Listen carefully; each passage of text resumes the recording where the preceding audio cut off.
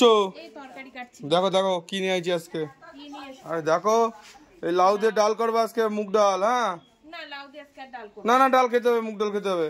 লাউ নিয়ে আসলাম। আর দেখো ওর ভিতরেই তো খেলা। দেখো দেখো কি আছে, একদম মন খুশ হয়ে যাবে। তুমি কিন্তু আবার কাটবা না, আস্তে আস্তে রান্না করবা, ঠিক আছে? একবেলা খাবো আর রাত্রিবেলা তরকা আর রাধা বলবি। দেখো সাইজ দেখো, ডিমালা বাটা সাইজ দেখো।